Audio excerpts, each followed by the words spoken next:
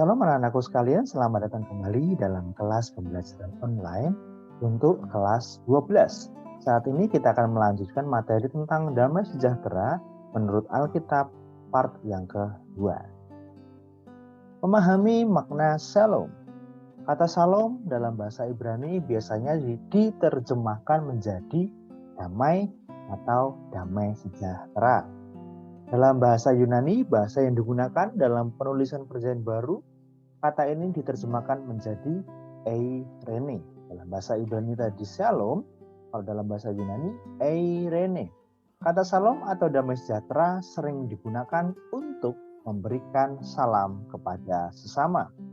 Dalam bahasa Ibrani, orang mengucapkan shalom aleichem, yang artinya damai sejahtera bagimu. Ucapan ini dijawab dengan kata aleichem shalom.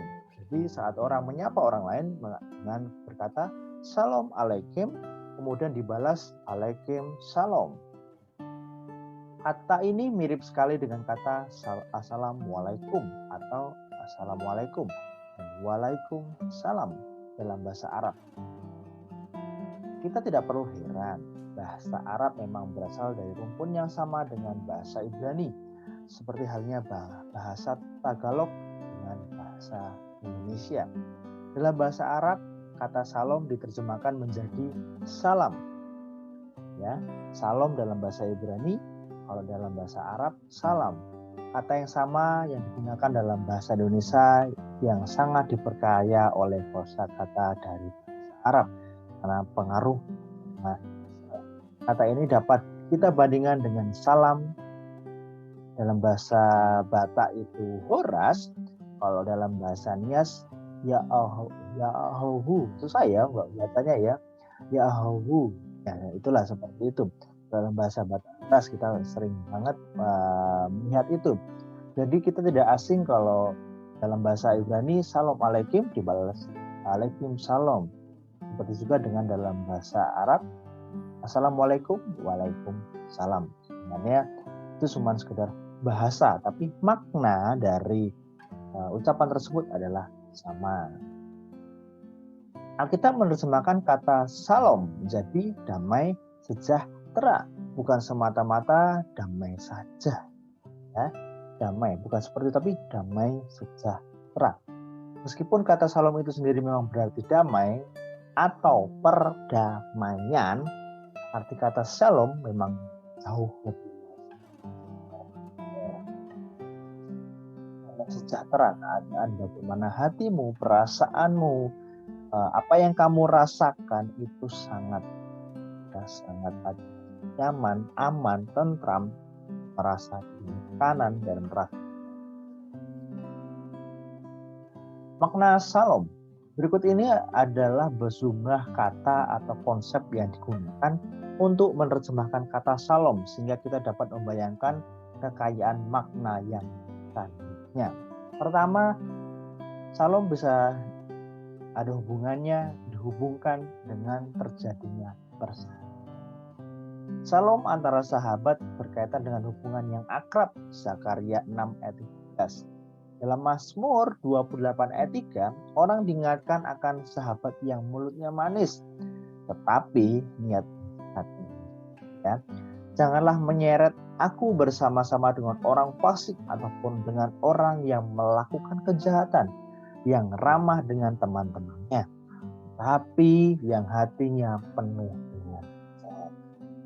Kata ramah di sini merujuk pada ucapan penuh shalom. Jadi sebenarnya bahwa shalom ini bisa pakai juga kata shalom ini atau ramah pada ayat ini bisa dikatakan bahwa shalom ada hubungannya dengan persahabatan. Persahabatan yang baik pasti timbul dari situasi yang shalom, situasi yang damai. Kamu pasti memiliki teman, pasti pengen memiliki perasaan yang damai. Tapi kadang-kali juga ada orang yang di depan kelihatan ramah, kelihatan sukacita, tetapi niat hatinya ternyata penuh. Jadi kembali ke cara kita, bagaimana hati kita, perilaku kita, kita mau bersahabat dengan Shalom yang sesungguhnya atau Shalom yang tipu-tipu, gitu kan? Nah, Shalom kelihatannya Shalom, tetapi di dalam hatinya ternyata ada unsur. Kita tidak boleh seperti itu. Kita harus memiliki persahabatan yang benar-benar memiliki Shalom, ada ramah, ada sukacita, ada perbuatan baik, kata-kata yang baik terhadap sesama sahabat-sahabat. Nah, kemudian kesejahteraan. Tahu ya, kesejahteraan adalah situasi adanya kecukupan, adanya kesehatan, dan sebagainya. Kata Shalom juga berarti kesejahteraan yang menyeluruh, termasuk kesehatan dan kemakmuran, yang semuanya berasal dari Tuhan. Jadi kesejahteraan yang menyeluruh dalam hal ekonomi mungkin, dalam hal kesehatan, dalam hal kecukupan segala sesuatunya, dan kemakmuran. Jadi hidupnya makmur, hidupnya penuh dengan berkat, yang semuanya berasal dari Tuhan. Hal ini dapat kita temukan dalam 2 Raja-Raja 4 ayat 26 ketika hamba Elisa bertanya kepada perempuan Sunem dalam cerita ini. Selamatlah engkau, selamatkah suami? Selamatkah anak itu? Orangnya. Selamatkah engkau? Selamatkah suamimu? Selamatkah? Dalam bahasa aslinya, bahasa Ibrani, pernyataan ini berbunyi, apakah engkau memiliki damai? Sejahtera di sini. Maksud pertanyaan ini mirip dengan penanyaan kesejahteraan orang lain. Seperti dalam pertanyaan, apa kabarmu? Saat kita bertemu dengan seseorang, pasti kita bertanya, halo, lama tidak bertemu, apa kabarmu? Kabarnya apa? Apa kamu damai sejahtera? Apa kamu bagaimana?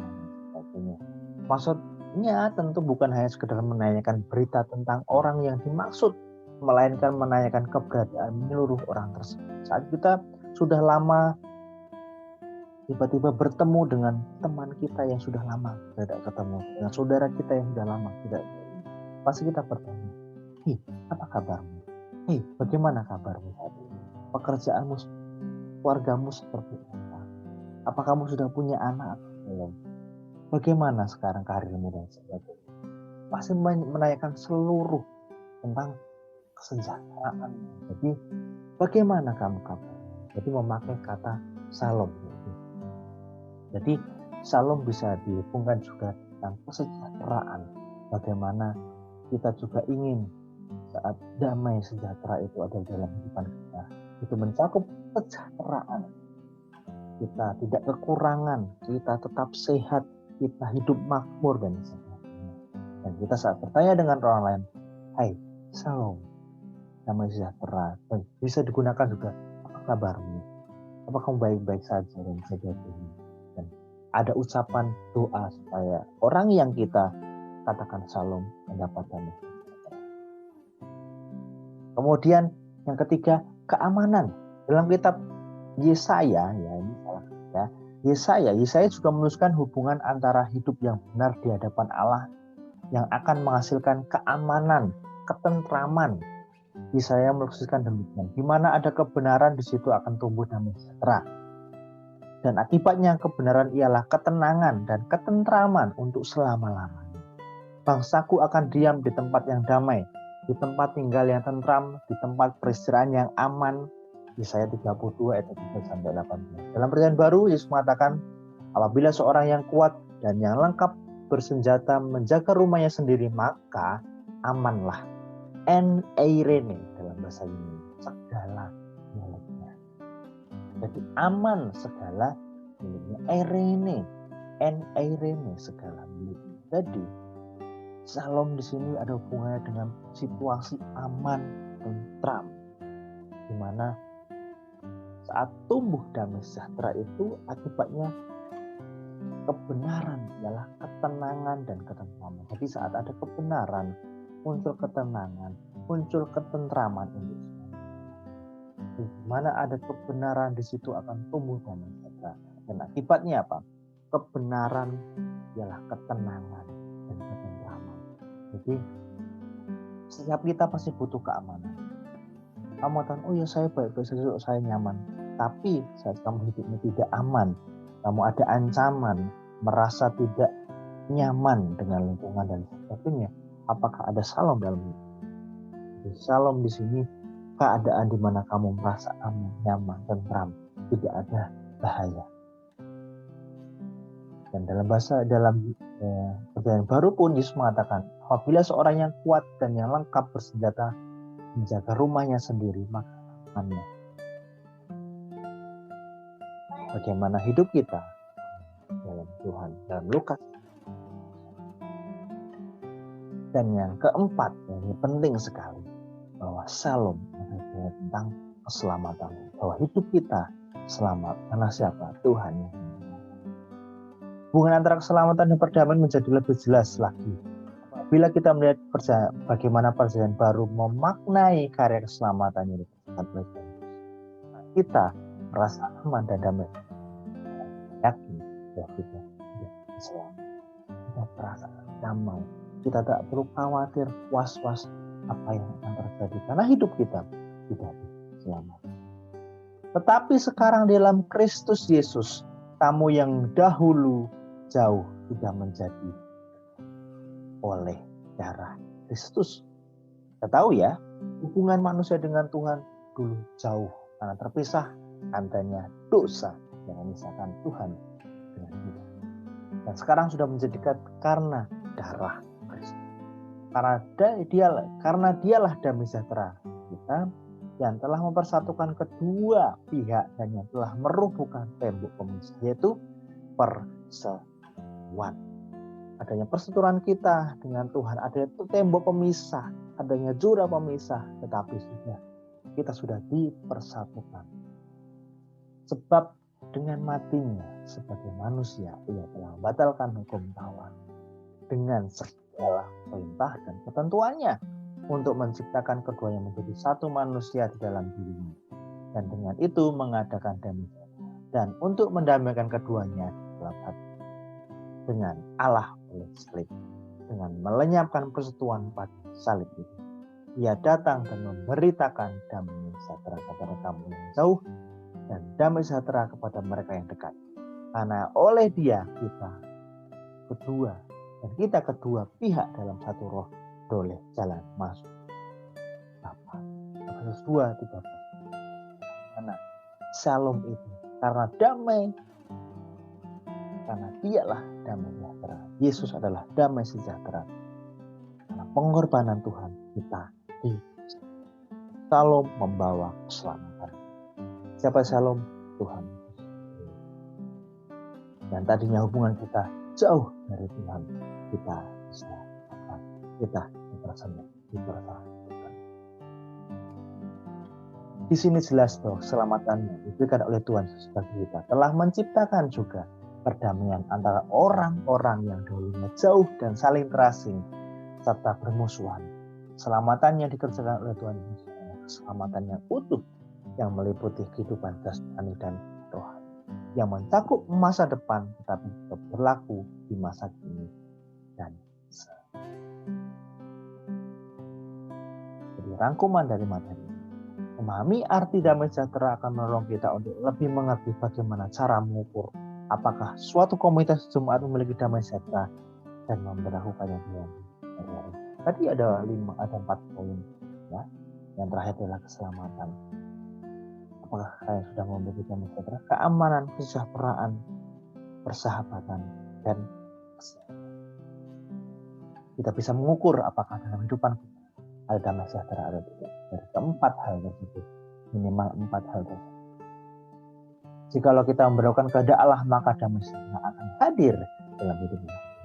Kuncinya apa? Memberlakukan kehendak Allah, maka ada damai sejahtera yang akan hadir. Demikian materi ini.